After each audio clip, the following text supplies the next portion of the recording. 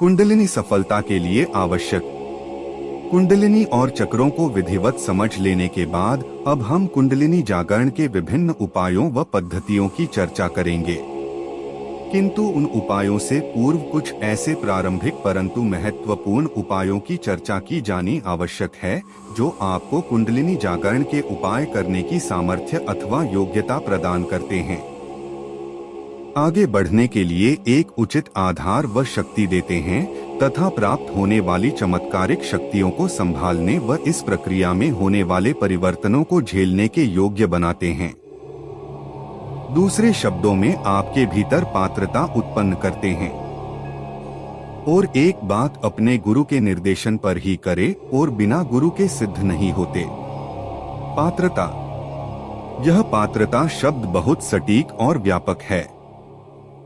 पात्रता पात्र शब्द से बना है। पात्र का अर्थ है बर्तन, सामर्थ्य, शुद्धता, क्षमता, ग्राह्यता, योग्यता, सहेजने में समर्थ, रिक्तता या संभावना वाला। इस प्रकार पात्र शब्द बहुत से अर्थों से संयुक्त है। यदि हम समुद्र को देखें, वह अथाह जल राशि का स्वामी है। उससे कोई भी जल ले सकता है। वह रोकता नहीं, विरोध नहीं करता, पक्षपात भी नहीं करता।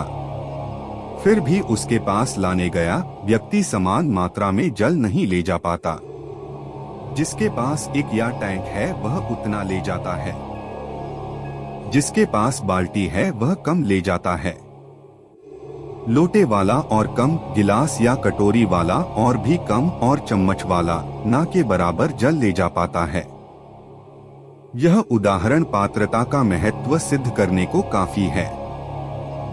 जिसके पास जैसा और जितना पात्र होगा, जो जितना समेट सहेज सकेगा, जिसकी झोली जितनी बड़ी और मजबूत होगी, वह उतना ही ले जा सकेगा। यह भी संभव है कि झोली बड़ी हो, पूरी भर ली जाए और ले जाते समय फट जाए। आत्म सामर्थ्य, क्षमता और सहेजना, यह भाव भी पात्रता में शामिल है। यह भी मुमकिन है कि पात्र में पहले ही से कोई पदार्थ भरा हो, तब उसमें नया पदार्थ आ ही नहीं पाएगा। आत्म ग्राह्यता, रिक्तता और संभावना का भाव भी पात्रता में शामिल है। यह भी संभव है कि पात्र में कोई ऐसा पदार्थ भरा हो जिसमें नया पदार्थ ग्रहण कर लेने को संभावना, ग्राह्यता तो हो, किंतु उससे नया पदार्थ शुद्ध न रहे, दूषित हो जाए। जैसे पात्र में मिट्टी हो जिससे उसमें भरा जल कीचड़ में बदल जाए आदि। इसीलिए पात्रता के साथ शुद्धता का भाव भी निहित रहता है। जमाजोड़ यह कि पात्रता का अर्थ अत्यंत व्यापक है। इसको भली प्रकार समझ लेना चाहिए।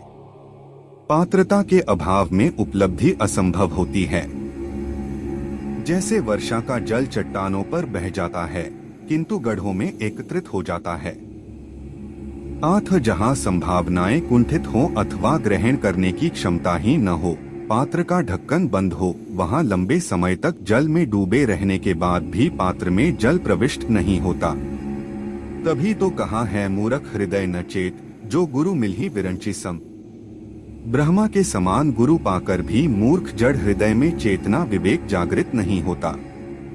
गुरु मार्गदर्शन करता है, प्रेरणा देता है, उत्साहित करता है, शंकाएं, भय व समस्याएं दूर करता है, मंत्र व गुर देता है, शिक्षा दीक्षा देता है, मजबूत धरातल भी देता है, ज्ञान, प्रकाश व आशीर्वाद देता है, किंतु पात्रता को उत्पन्न करने के लिए शिष्य को ही प्रयास करना होता है। यह निजी गुण है। यह अभ्यास, साधना, तप, संयम व संस्कारों द्वारा प्राप्त होता है।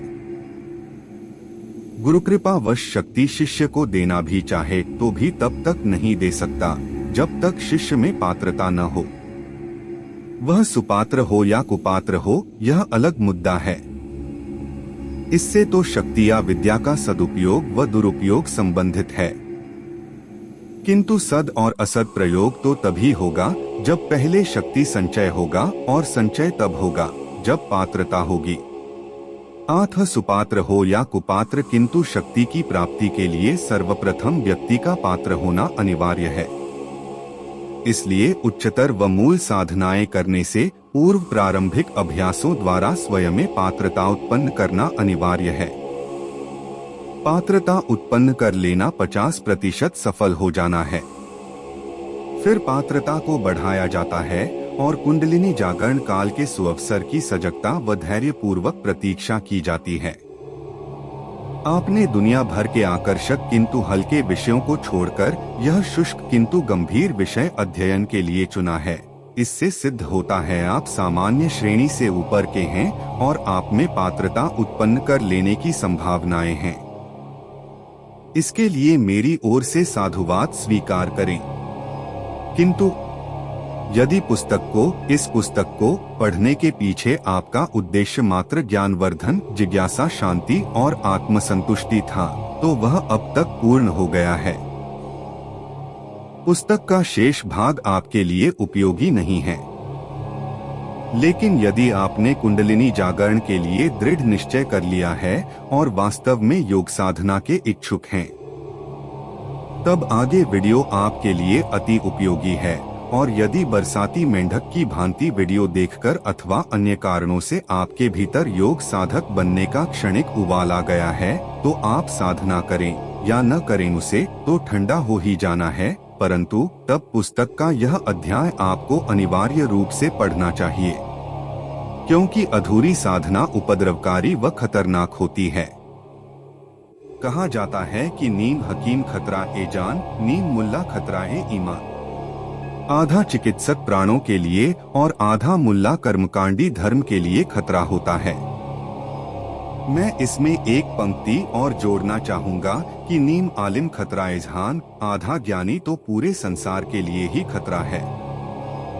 संसार में वह खुद भी शामिल है।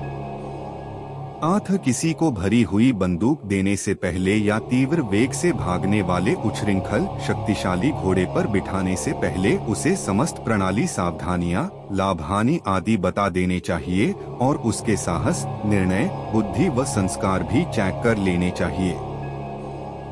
ऐसी और वीडियो के लिए जुड़े रहे हमारी चैनल से और सब्सक्राइब जरूर करें।